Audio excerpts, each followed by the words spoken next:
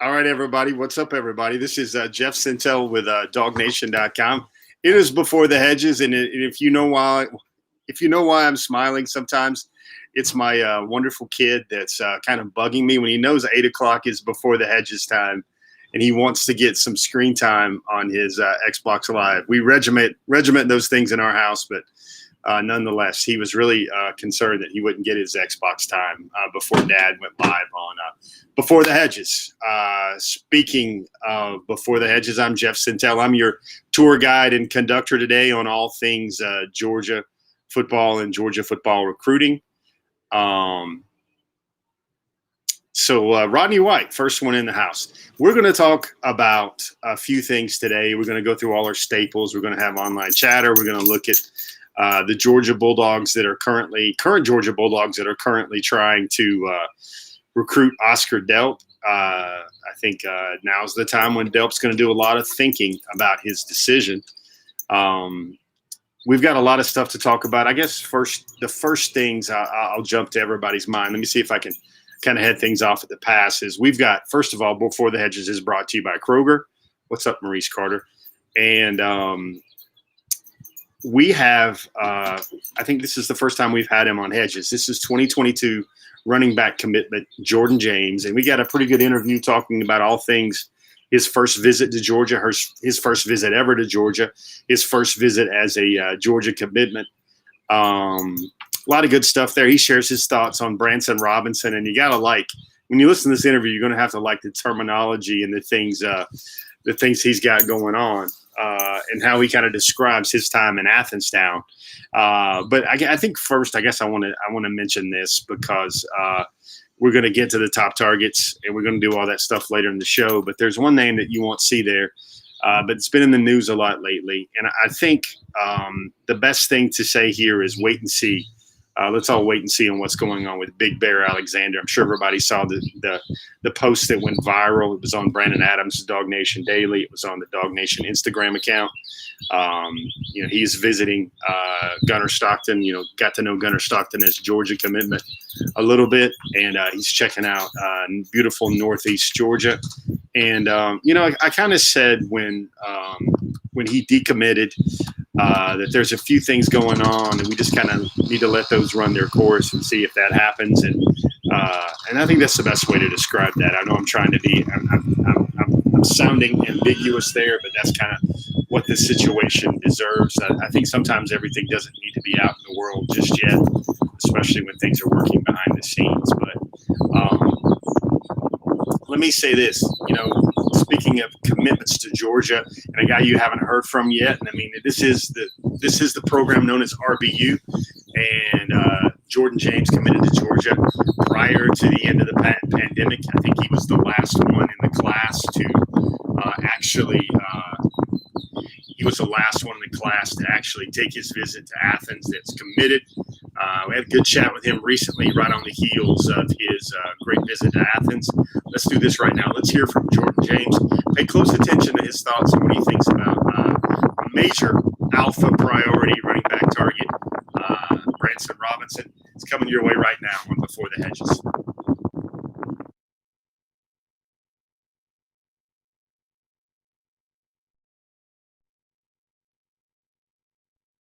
Let me see this. If I'm a mind reader and I could read your mind when you walked into Georgia and into the facility for the first time, what was going through your mind? Well, really, because, I went down there, when I first went down there, it was a self-guided, so I didn't get to see as much, like, the indoor, the weight room, all the new stuff. So when I saw that, I fell in love as soon as I walked in. Did you go on a self-guided before you made your commitment? Is that what you did? Yeah, but it was a little bit before I committed. If you had to make a movie of your trip, what's the first scene you want to show people, and what's the most important scene you want to show people? Well, really, of course, I enjoy more than anything how they welcomed me in. I got to talk to Coach Mark. Me and my parents got a one-on-one with him. I was with Coach Yee about 95% of the time, so he showed me love. Second thing I would say the weight room, because that's where you get better at. That's where you live at. And the weight room is, like they said, it's the biggest weight room in college football right now. So Did it feel like, how long did it take for you to feel like that place was home and that place was special? Immediately, like I said, as soon as I walked in there. What was the vibe like with Coach McGee once you started hanging out with him? Oh, it was cool. It's always laid back. The whole thing about Georgia, they treat you like family. So it feels, it's real laid back. You get real comfortable real fast. So I enjoyed that. I guess, did you get to try on gear? Did you get to try on the uniform for the first time? Yeah, I actually have some pictures that I posted on Instagram and Twitter. Is there what was that moment like, if you could describe when you finally put that stuff on, man? It felt good being in the uniform that I'm going to be in for the next 4 years. Did you do the scavenger hunt too? Yeah, I did. How'd you do on that one? I guess you were the only running back there, or what? You and Justice Haynes were the running backs, right? Yeah. I think my group actually we got second or third. We did pretty good. But we were going for first. But it was fun. I think Denalin was there, our commit we have, receiver commit. He was there. I think I saw that picture of you and Coach McGee, the one I think you posted, man. The look on your guys' faces is like you're like long-lost friends or something like that finally met up. That's what it looked like. Is that what it felt like? Yeah. I have a good relationship with Coach McGee. He's been recruiting me hard ever since the offer. So that's why I've kind of laid back and kind of feels comfortable. For forever, Georgia takes two. You're part of the package. The other part of the package is, most people want it to be Branson Robinson. Have you started recruiting him yet? Have you started talking to him yet? Yeah, he knows. I'm in his inbox. What are you telling him? We're trying to get him here. What are you telling him? What's your message? Are you low key with it, or are you hitting that hole hard? No, I'm hitting it hard. I'm telling him, we got to be a dog. Dog way or no way. Dog way or no way. I got you. Have you seen his film? I'm sure you've seen, what he looks like physically on social media. I mean, what kind of back do you think he would bring? What kind of abilities really stand out to you? I think he can do a little bit of everything, just like me. He has nice speed. Of course, his size. His size is what attracts everybody. He can do a lot of things. He brings a lot of power. Jordan, I guess in your own words, did this visit solidify everything that you'd been feeling and strengthen your commitment to Georgia? I mean, it feels like it's that, but how would you describe this? Absolutely, exactly how you described it. I'm 100% committed. Going to visit any other schools? Are you talking to any other schools, or are you locked down, shut down? I'm shut down. Can you tell me a little bit about what the most fun of the scavenger hunt was for you? Just building a better relationship with the coaches and some of the players that were there. And even my family getting to, because my family was down there, so even my family getting to build a better relationship with the coaches, that's really important to me, especially my mom.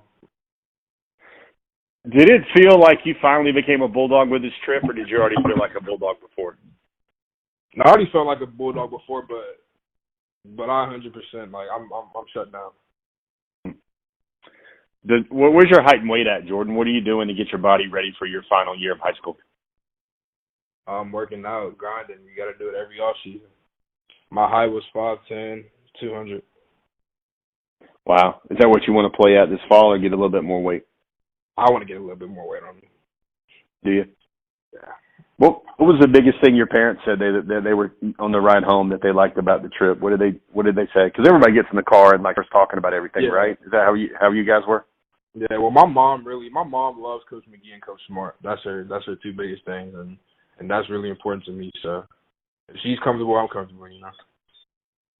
Is there anybody else you're working for Georgia? You said the Georgia way or no way. Is there anybody else besides Branson, or is that the guy you're really most likely going after the most? That's the guy right there. Yeah. What are you going to do if he chooses Georgia, man? Is that going to be a pump the fist type day, or what you going to do? That's the deal everybody wants to see. So. It's funny. They start building these duos. I mean, Sony Michel came in with Nick Chubb. I think Keith Marshall came in with Todd Gurley. Zamir White came in with James Cook. Do you like that overall? I like how they do that. Nobody's going to get 45 carries or 40 carries in a big game. Everybody's going to stay fresh. How big of a positive is that? That's a big positive, because it's guys like me, guys like Branson, guys like that came through Georgia. They all have a bigger goals in college. They're all trying to go to the league. So if you're a league and your first year your body's beat up, you're no good. So the way they do that, I like that. I like the way they do that, the two-back system. And did you have a favorite post? Did you have a favorite spot to take the pictures in? Was it on the box? Was it in the laser tunnel? Was it with Coach McGee? What was it like? The laser tunnel was the dopest part of the pictures. What's that like getting into it, man? Are you like touching it or like are you messing with it? What's that? Because like I've never saw nothing like that, so I didn't even know they had that there. So when I got there, I'm in shock. So I had to try that out. Wow. And is that probably your favorite picture when you're around those lasers? Yeah, they actually have a video they took of me, a slow-mo video. That's my favorite video, favorite picture of the whole thing.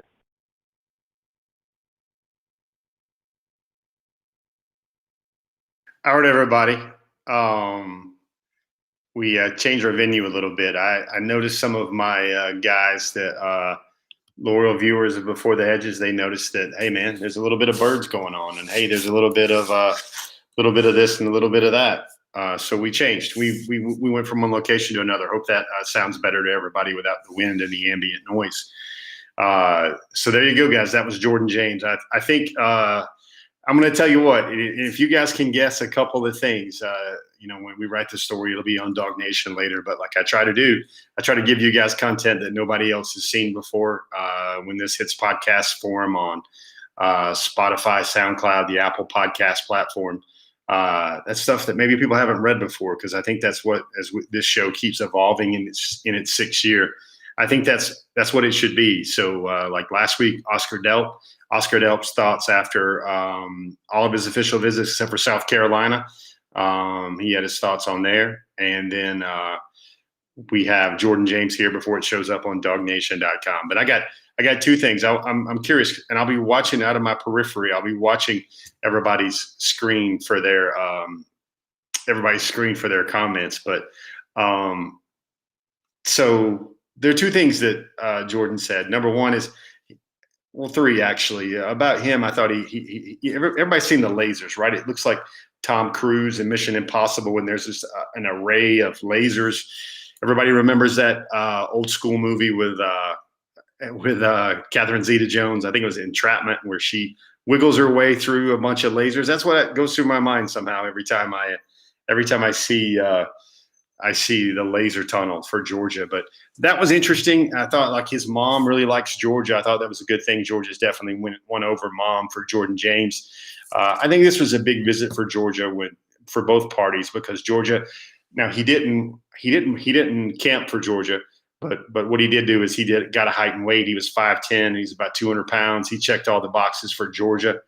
And it was a good fit on both sides. But then we have to get to the stuff about Branson Robinson. Branson Robinson, in terms of Jordan James, he says, man, he's hitting the hole hard for Branson Robinson. He said that's the guy everybody wants to see and everybody's waiting on. He's a big fan of Branson's game. And then he said he's in his inbox. He knows what to do. I guess that's when you're in somebody's ear these days in the year 2021. You're in their inbox. It could be the DM inbox, could be the email inbox, could be the Instagram inbox or Twitter. But the other thing he said that I thought was very interesting was he said that, his message to Branson Robinson is he's got to be a dog. He said, it's the dog way or it's no way. So I think that's going to be our anthem for the rest of the night.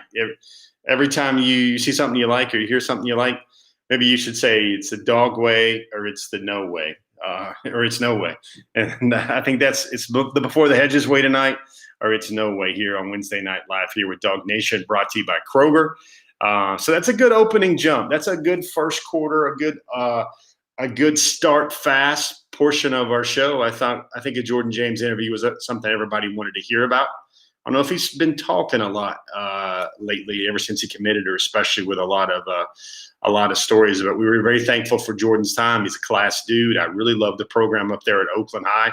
I think I've seen in the comment section that Oakland High plays some big boy football in Central Tennessee, in the Nashville, Murfreesboro area, and great representative of Oakland High football. I think the best player parallel I've heard about Jordan James comes from his head coach, Kevin Creasy. Kevin Creasy, he's coached a lot of big-time players, a lot of SEC ball players, most notably Jacoby Stevens, who started at LSU and won a national championship at LSU, and I think he's now with the Philadelphia Eagles. But he compares him to Emmitt Smith, because Emmitt Smith was one of those guys that was like an eight or nine in a lot of categories, never a 10, but never a 7 or 8, never a 6 or 7 in any categories. And I think that's what Jordan James brings to the table. I think he'd be a worthy successor in the lineage of running back U, and I think he's going to fill everybody's mind up with a lot of highlights during his time at Georgia. I kind of see him doing a lot of things, maybe a little bit better than some of, kind of like a Dejon Edwards, sort of, but maybe a bigger body and maybe a little bit more game than even Dejon Edwards has brought so far to the University of Georgia. Very productive in his first year at Georgia, to say the least. But that was Jordan James, folks. Now, speaking of filling up the memory bank with a lot of memories, let's talk about what you do when you fill your shopping cart or you fill your click list up with a lot of groceries. That's where they visit from Kroger. Kroger is we're very thankful to have Kroger as our sponsor each and every week here on Dog Nation's Before the Hedges. Let's take a knee, let's unbuckle our chin straps, and let's hear this special message from Kroger again this week. We'll get back to the show in just a moment, but first, a quick word from Kroger. Kroger has made shopping for the groceries and household essential items that you need even easier by offering free pickup. Just shop online, choose a pickup time convenient for you, and Kroger will carefully pick out your order and bring it to your vehicle when you arrive. So the next time you're ready to shop at Kroger, take advantage of the free pickup. It's just another way that Kroger is fresh for everyone. What's up, everybody? Kroger is fresh for everyone, and we've got a fresh new top targets list, guys. I see people going back and forth, up and down about through the comment section, and that's my dog Peaches. We got our Peaches here in Georgia. We got our Peaches here on Dog Nation's Before the Hedges Wednesday night live. But we've got hold on one second.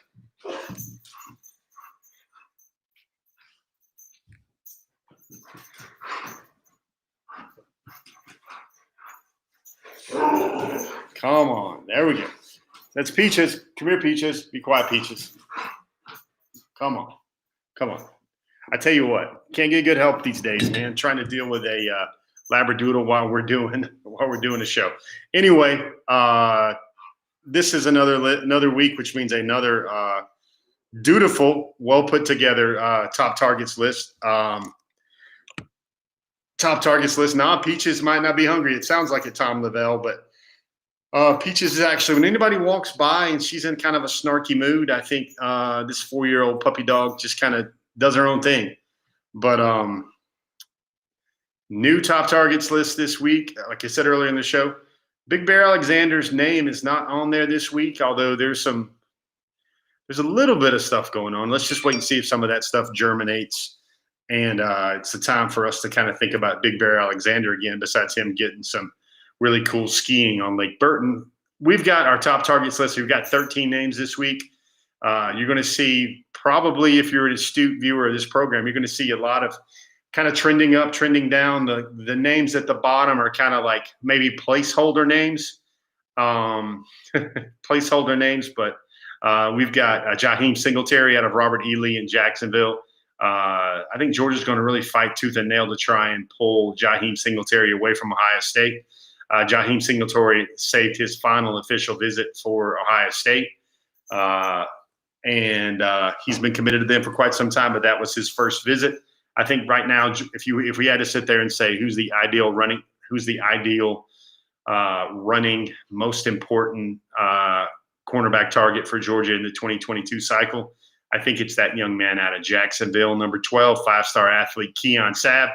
I visited Georgia recently with that IMG visit weekend.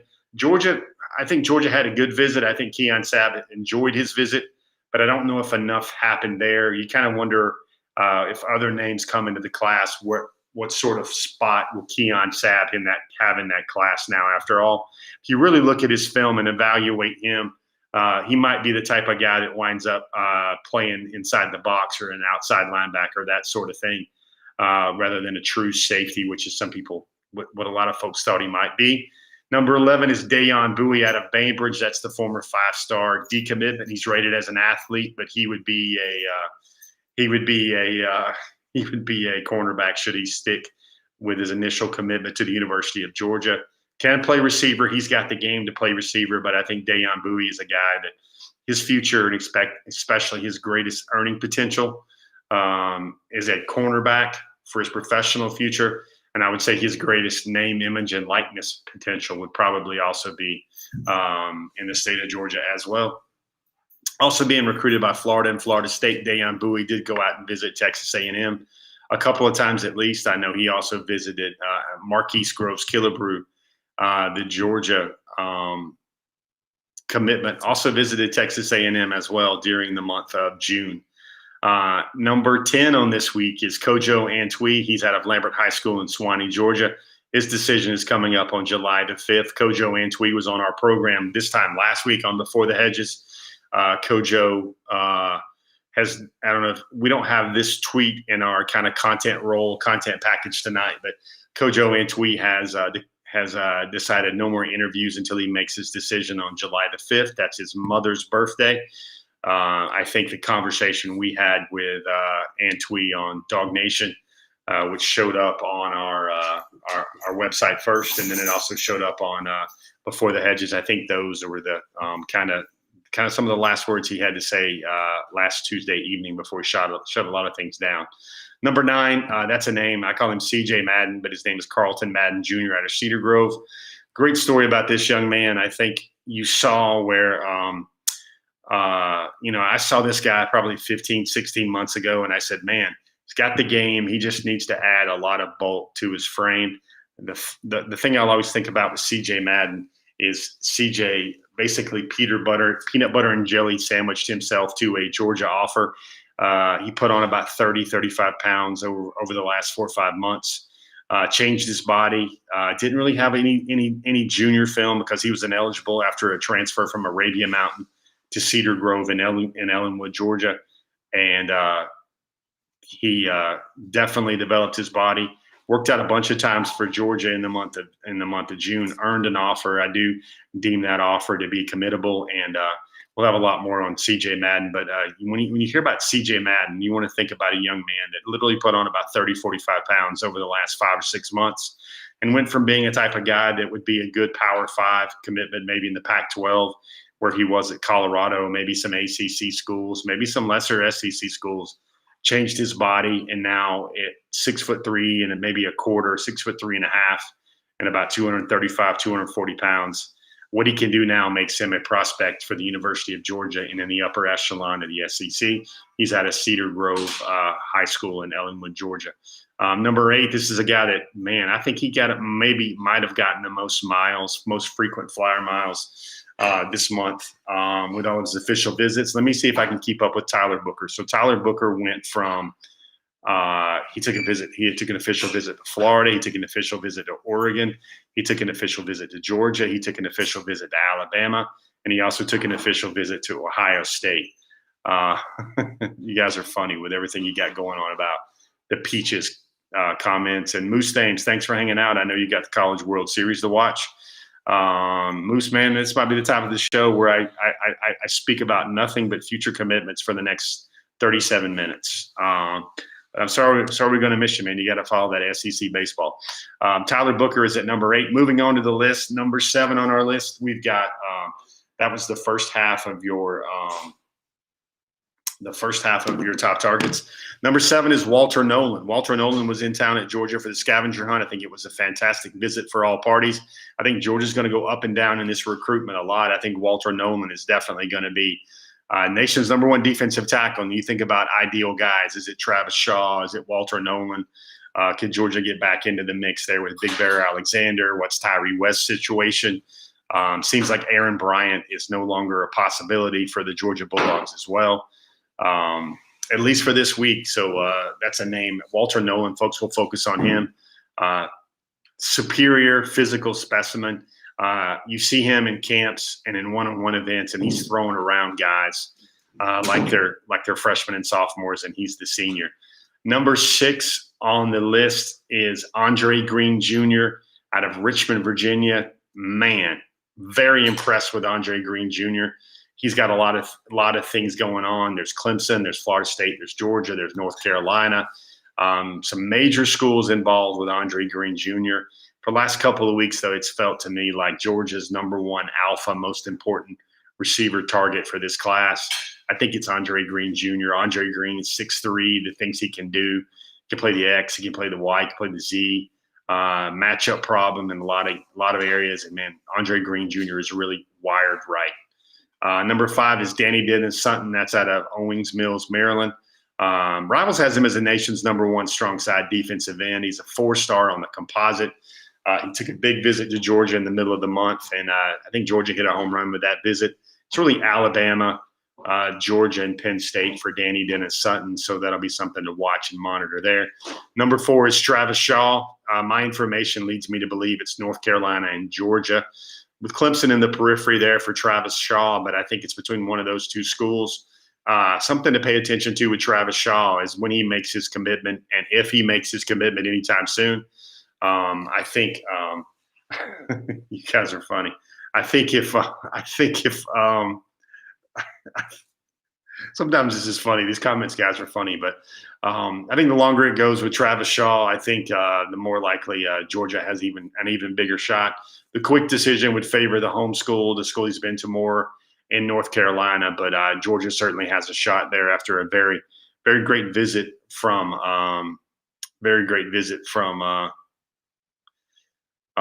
he took his official visit over the weekend. Chad Buchanan, I see your thought here about Luther Burden. I think right now Luther Burden is kind of pie in the sky for Georgia football recruiting. He may be the number 1 receiver in the country, but he's taken exactly one visit to Georgia. Right after that, he took a reaffirming visit to Oklahoma. He's still kind of actively recruiting for Oklahoma as well. You look at the pedigree, you look at the track record of the Oklahoma offense. I think Georgia needs to put up some Oklahoma-type numbers early in the season to really catch the eyes and ears of Luther Burden. Number 3 on the list, Oscar Delp, and we'll have a little bit more about Mr. Delp tonight. Lots of things going on. He just took a big visit to South Carolina. I tell you what, Carolina, those Gamecocks and those Cockabooses, they really are doing a great job trying to recruit Oscar Delp.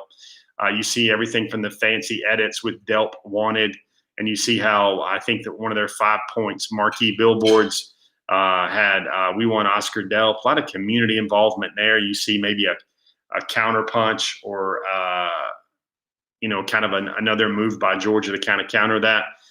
Number 2, Kabari Wilson. Kabari's a guy that most might have thought would have wrapped up his commitment sometime in June somewhere. I think LSU is a team to watch there with Kabari Wilson, and also LSU, Georgia. I think schools like that have really maybe gotten his attention a little bit. He took a visit to Texas A&M. It seems like everybody's visited Texas A&M in the month of June. Of course, now we're in the dead period. Kabari Wilson would be an ideal backline safety along with Ja'Cory Thomas and Malachi Starks in this 2022 Georgia class. And number 1, we spoke about him earlier. Jordan James articulated his worth and need and value to the Georgia class. Branson Robinson out of Madison, Mississippi, the number 1 remaining top target for the class of 2022 for Georgia. So you guys are funny. You guys are killing me with all this Peaches stuff right here. When we pop out our top targets, we also do a list of other names to kind of keep in mind. Those are the names that would kind of say percolating a little bit in your favorite coffee or favorite beverage warmer. Jeremiah Alexander kind of drifting off the list after he'd been kind of in the top 10, top 12 for some time. Jeremiah Alexander, that's the 5-star edge out of Thompson High School in Alabaster, Alabama. 5-star cornerback Daylen Everett. Now, that's another fight I think Georgia's involved in with North Carolina. And I think Georgia, from what I've heard, has given Daylen Everett a lot to think about. He's another guy that's in IMG Academy. He's another guy that hails from the state of Virginia originally. A guy to watch there. Emory Floyd, speaking of another guy that took a recent official visit, his last official visit was to South Carolina. Emory's kind of told me he wants to make his decision maybe before the season. It seems like Georgia it seems like Georgia, Florida, and South Carolina are the schools to watch there. I think some of the published reports there are even reflecting that. But I think Georgia took another look. They get really worked out Emory Floyd, and I think Emory Floyd kind of moved up the board for Georgia because he showed he could play corner. And most schools that are getting a receptive pitch or a pitch that's receptive to Emory Floyd, they're mentioning that they see him playing cornerback. The 3-star offensive tackle Jacob Hood is there with the 3-star offensive tackle Jacob Hood is there as well out of Nashville, Tennessee. Just took his official visit to Miami. I think Georgia and Miami. He told me those are not the end-all, be-all schools. Those are just the schools that are recruiting him the hardest. Again, Jacob Hood, things to remember there. He's out of Nashville, Tennessee. Got a lot of dog fans in his family. Got a lot of dog fans that live in Fayetteville in the state of Georgia as well. Proximity really matters to him. Georgia's developmental track record matters to him. And he's about 6'8" and about 335, 340. And he's a guy that will likely make his decision in the next month or two. But the thing to remember about Jacob Hood that I'll never forget that I want to make sure you guys know about is he told me Georgia really evaluates his mind, and they like the mental constitution and basically the fortitude and the focus it took for Jacob. But Jacob at one point about a year ago, was probably 420, 425, 430. And he lost all that weight to get back down to around 335, 340 to be the type of recruit that everybody had a chance to. Omari Kelly, that's a wide receiver name that I would pay attention to. He's out of Jefferson County, and that's a Birmingham area, Hewitt-Trussville in Trussville, Alabama. Shalik Knotts. I think Shalik, from what I'm hearing, I've got Shalik a little bit farther down the board than maybe some other analysts and everything out there, but I think he's a name to pay attention to. He's another guy out of North Carolina. I don't know if he is as good a fit for Georgia as maybe some of these other wide receivers we've mentioned so far. Christian Miller, I think Georgia, he's mentioned in a few reports that Georgia is kind of running third right there behind USC, Ohio State. Those are the two schools that are really up there. Addison Nichols is a guy that the Eagle Scout, the black belt in karate, the guy who works at his neighborhood Kroger. He's actually on vacation right now, sorting out his decision, trying to figure it out. He's out on a beach trip with the girlfriend. And I tell you, there's no wonder why Addison Nichols has all those merit badges as an Eagle Scout, because I think Addison took his official to Georgia, then Florida. I think then he went to Ohio State. He also went to USC. He threw Tennessee in there. And then after that month of blistering pace of vacations, now what's he doing now that the dead period has dropped again and no more visits in late June? He's on a vacation with his girlfriend and her family. So, certainly Addison Nichols knows what's up. Speaking of another guy, I think Tom Lavelle brought his name up as well. Jake Pope, man, that is a dude. That is a guy that can really play the game. He's wired to succeed. I think Georgia's staff is on him a lot harder than maybe the recruiting industry reflects his ranking and others might think.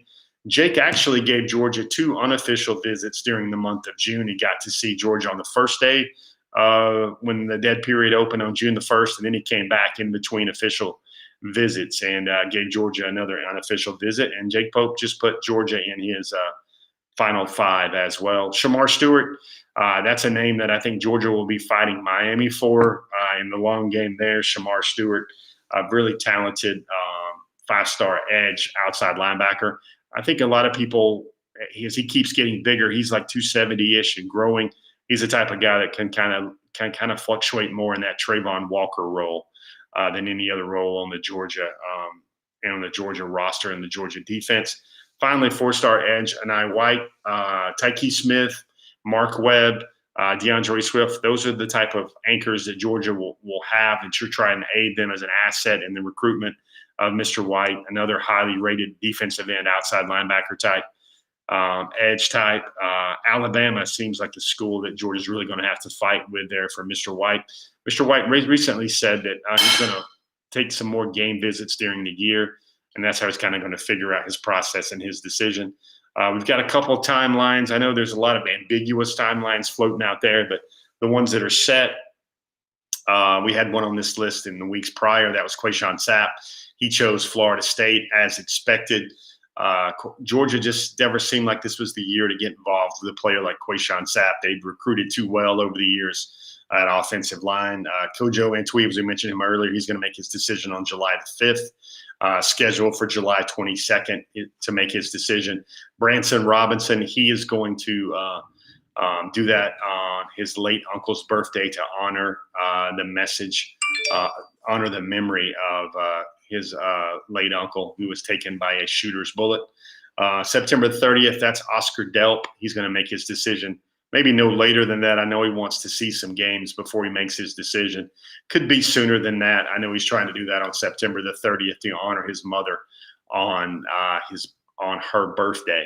Some timelines that I see that can be making their decision this summer. I think Tyler Booker at IMG Academy, he's on the top targets list. I think he's going to make his decision sometime in the month of July or early August. Same thing for Jacob Hood. He might go August, September.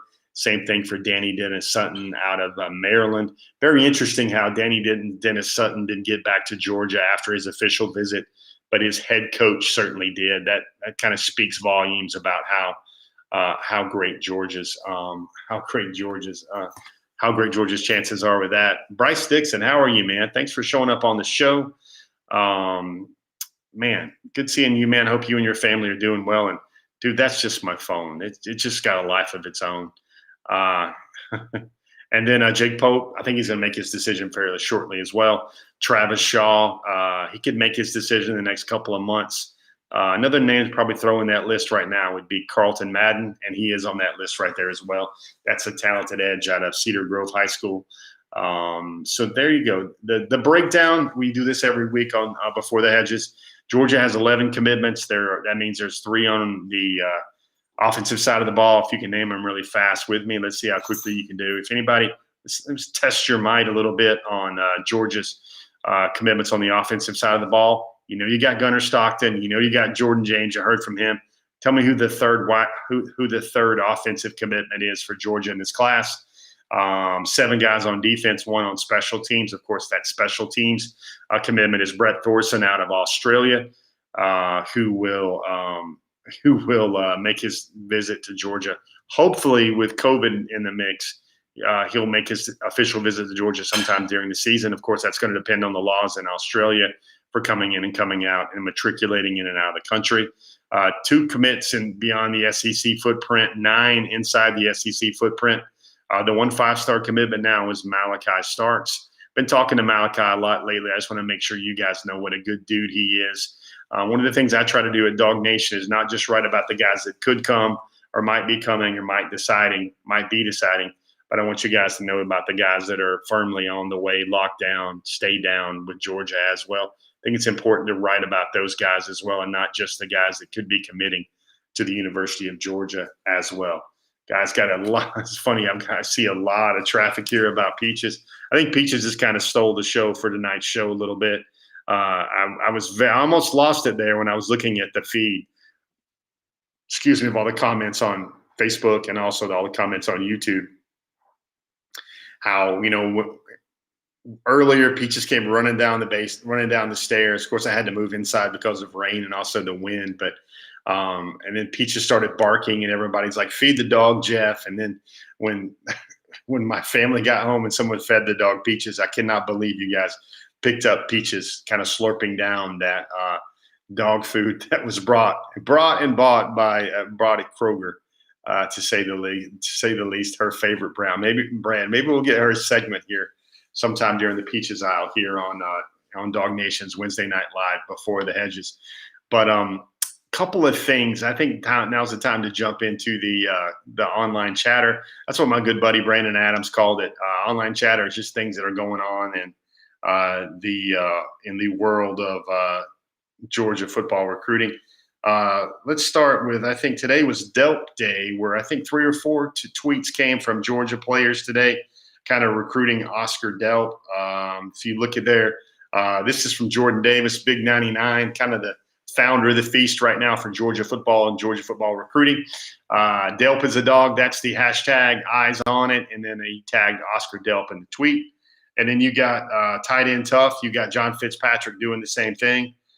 Side note here, guys. There are 2 Bulldogs that I think have looked a whole lot like Superman or Clark Kent over the years. One of those is John Fitzpatrick. The other one of those is Jake Gaines. Everybody remember Jake Gaines? Those two guys, every time I see them, it looks like they could be one of the latest versions of Clark Kent and the famous Superman character that you see now on the Snyder Cut, or you see now on the show Superman and Lois and everything else on the CW with that iconic DC Comics character. But John Fitzpatrick also gave that Delp is a dog hashtag a little bit of traction today as well. I want to show you this one. Look at this one from CJ Madden. He had a couple of introspective tweets today. One of them, he said he's setting his commitment date. It's coming soon. He also said, we don't have this tweet, but he also tweeted out today, Carlton Madden did, that he said that June was the best month of his life. And I think he's had a lot of great things happen. One of those was he decommitted from Colorado shortly. I think it was 4 days after he got the offer from his dream school, University of Georgia. Worked out a bunch of times at Georgia in order to earn that offer from the University of Georgia as well. And then the second one is he tweeted this out and it got a lot of attention. I think all dogs stay home. It sounds sort of like a Disney movie. He's got the emoji right there. Look at him in all of his grandeur wearing that Georgia gear. Got his family with him again for the second time. Another big visit there to the University of Georgia.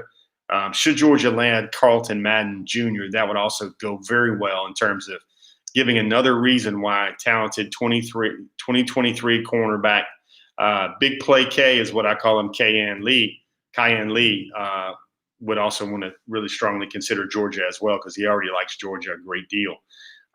Let's look at this. I think this is something that showed up in our video with Jordan James, but look at him. He was the Middle Tennessee High School Football Player of the Year. Of course, Jordan James is just a junior. Jordan averaged almost 10 yards a carry in big boy Tennessee football when guys are knowing he's coming.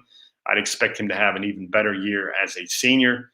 Another name we mentioned before, Jake Pope. Jake Pope's another guy. I think he's been in Orange Beach most of this week, but top 5 decision coming soon. And, this guy can play the game of football. I think you see a lot of just the way Georgia's coaches want to see a defender go about his business, play smart, athletic, fast, composed, physical. I think I tweeted this out when I saw this young man's Final 5 here. Alabama was his last official. I think North Carolina was his first official. Then it went Notre Dame. It went Ohio State. Can play a lot of positions. He plays an athlete at receiver and also a safety for Buford.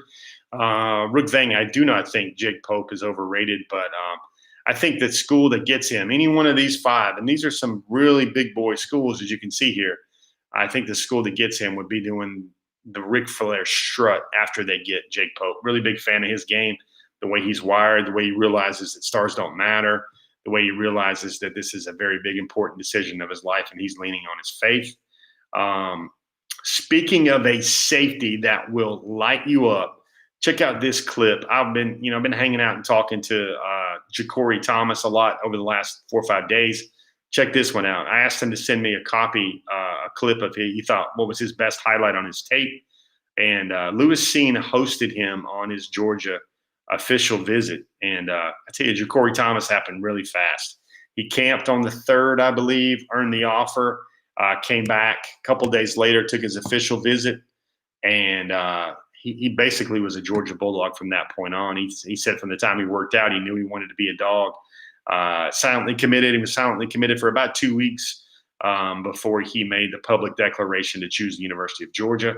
Ja'Cory Thomas, I want you to take a look at this film, this video right here. If you see him, he's blasting off from the edge, kind of leveling a quarterback from the blind side. He says the most favorite part about his game is he really loves the violence of the position. He likes the ability to kind of do violence to a young man and have it all be legal and have it all be acceptable.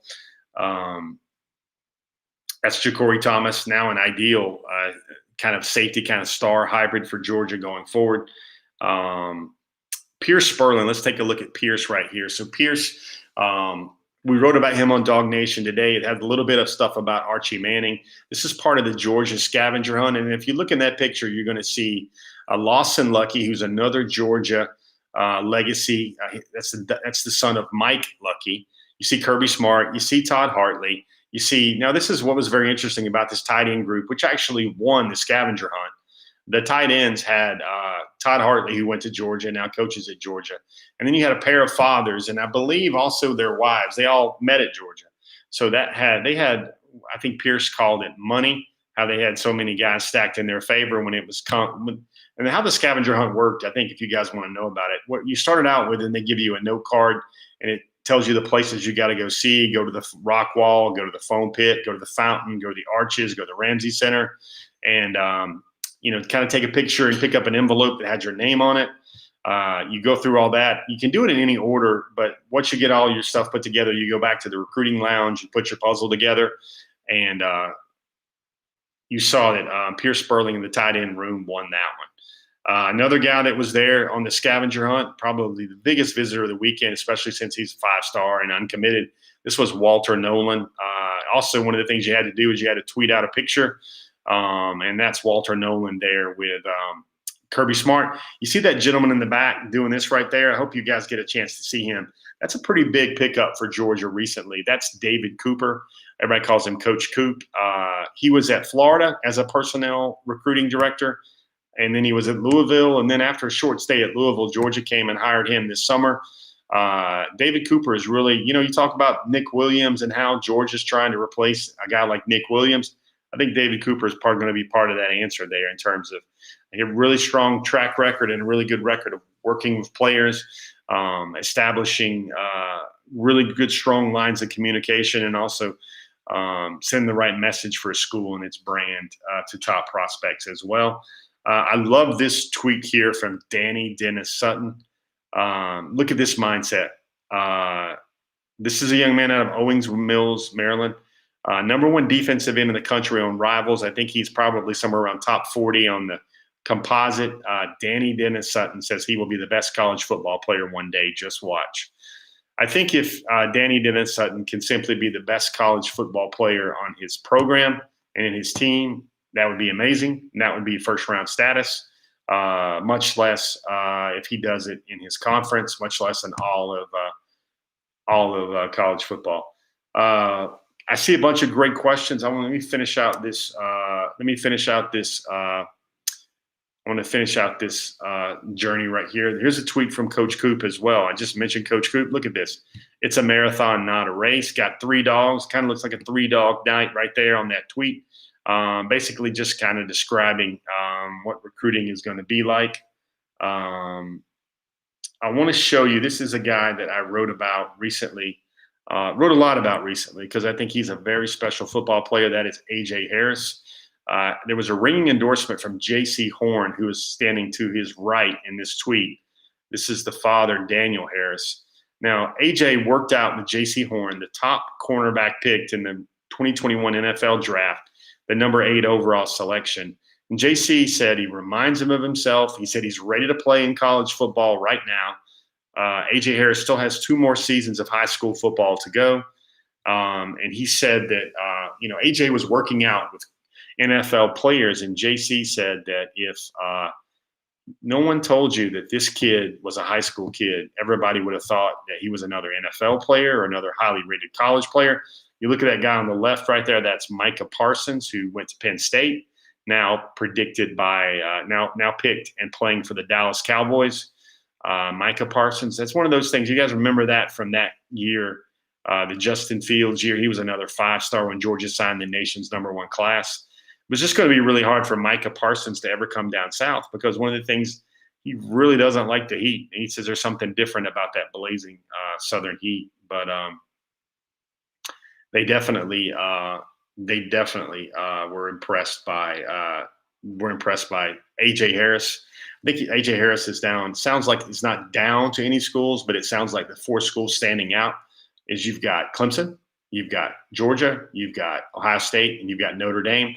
And to tell you how tough this is going to be, really strong kid, good faith-based kid, great head on his shoulders, very good friends with Pierce Spurling III. They grew up kind of dominating Kirby Smart's youth camps when they were coming up in like the 6th, 7th grade. Those guys played together in the FBU as well. But This is what A.J. Harris is looking for. A.J. Harris is looking for Clemson's off-field program, which is called the Pause Journey, which allows its players and encourages its players to travel abroad, see the world, expand their minds.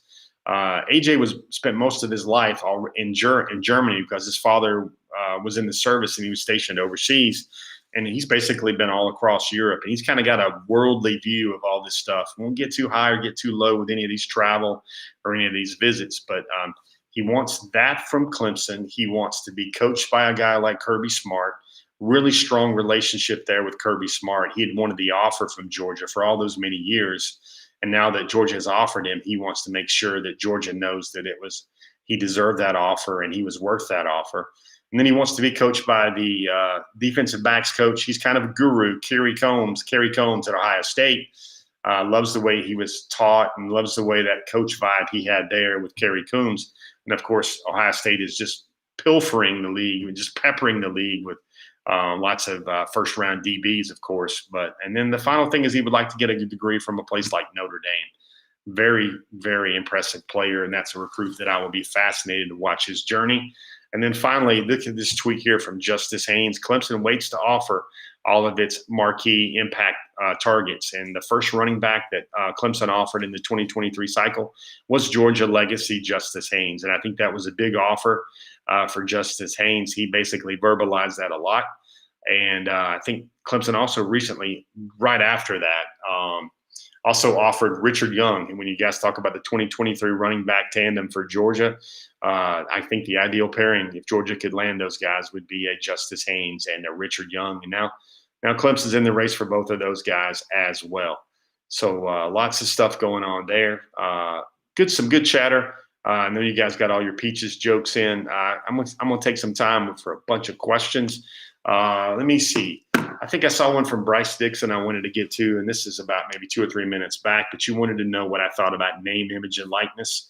I guess I'm kind of torn because I think it's going to be the Wild West for a while. It's going to have to be regulated. I'm all for these players making money and finding out what their brand is worth. I just think it's going to be complicated. I think, lots of people have the narrative out there that, if the backup offensive tackle has a deal where they're making $25,000, $30,000 from a local business, and then the starter's not making that much money. Everybody thinks the locker room culture will work that out. I just wonder what that's going to be like when a player that's got a big deal is not starting, and they realize the value of their deal would increase or decrease by the amount of they build their brand, the plays they make. That sort of thing. One thing I will say, and I think, and again, this is not a blanket statement because blanket statements stink in this world because there's always specifics that go one way or the other. There's always outliers, but a lot of these times, if you ask these kids, they don't want for anything, especially at a Power 5 SEC program. They've got all the food they could eat. They've got their weight training. They've got all their clothes, their gear, their shoes. They got their housing taken care of. They've got their stipend. So a lot of these kids have more pocket money than they ever had before. I think that narrative about the star of the football team not having, $40 in his pocket to take his girlfriend out to dinner, I think those days are kind of like Norman Rockwell-ish. I don't think those are really what the reality is anymore, because I hear a lot of stories about players that, do have a lot of money or a lot more money than maybe their peers of 15 and 20 years ago ever had. But then I also hear stories, and there's some of those guys at every program where that pocket money they get from their stipend or whatever they have left over goes back home because that money is needed back home. So you want to take care of those players. You want to find a way to take care of those players as well, because the pie is certainly substantial when it comes to college football and so forth. I'm curious to see how it works. I think you're going to see a lot of autograph deals or pop-up shops, endorsement deals where guys can sell their own gear. If you look online in Twitter, some states, some athletic departments are going to allow them to use their school logos. Some will not. I wonder what you guys think. I know if there's let me just say Joe, a guy named Vince Dean is the best player at Georgia right now, and he's making plays every other week to impact the game, to move the needle. He's a fan favorite. and he starts marketing T-shirts with his brand on it. I wonder how much fans are going to support that versus maybe, buying Georgia gear, supporting the team versus supporting individual players. I think it'd be fascinating to see what type of money happens there. If you ask me, I think there's really only probably 5 players on the Georgia team that I think could command more than $25,000 or $30,000 a year in endorsement income. That's even with doing things like, hosting camps or autograph signings or apparel, brand influencer type things, something like that. I think the most marketable players on the Georgia roster right now, I think they're really going to be tied to the players that perform the best. And I think you would think Jordan Davis, you would think JT Daniels, you'd think Nakobe Dean, you'd think Lewis Seen. I think Kendall Milton is a guy that if he has a couple of really strong breakout games, he immediately zooms to the top of that list. I think Zamir would probably be one of the most popular players or more marketable players on the team. You got to think about what's really marketable, and that's a player that you'd recognize maybe at a Hawks game or recognize at a Braves game or recognize around Athens without their gear on, without their number on. You just recognize them. I think that's what true kind of marketability is in a lot of cases. So be interesting to see how all that goes about. Jermaine King says he would take shirts if they come in his size. He'd buy them. He'd like a Zeus shirt. Let's take a quick poll.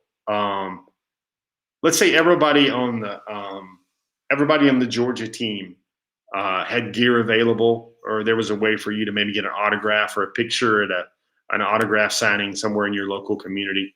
Who would be the first 2 or 3 Bulldogs you would like to support? Who do you think are the guys that you would want to, as they try to make their own way and try to earn money off their name, their image, and their likeness? Who are the guys that you think would definitely come to mind? Bryce Dixon, you make a good point. I think Pickens would have been one of the more marketable players on the team, especially if he was playing. This is what I kind of look to. Maybe the most popular players are usually the best players. I think Hot Rod Blankenship was one of the most popular players for Georgia the last 5 or 6 years. But when you talk about real money, I don't know if there's a guy like I'm gonna say real money, guys that could command like $50,000, $60,000 and upwards type deals. I think the last 4 or 5 years, the Bulldogs that come to mind would be Nick Chubb. I think it would be Sony Michel. I think it would be Hot Rod Blankenship. I think it would be Jake Fromm. I think it would be Richard LeCount III. I think it would be Roquan Smith. I think Andrew Thomas would be kind of right there on the periphery of that as well. I think it takes a little bit more than just being talented as well. So I think that's what we got going on right there. But guys, it's been another Before the Hedges. It's been another Wednesday Night Live. I want to thank everybody for joining us. I want to thank everybody listening in on the podcast. You guys would be so inclined.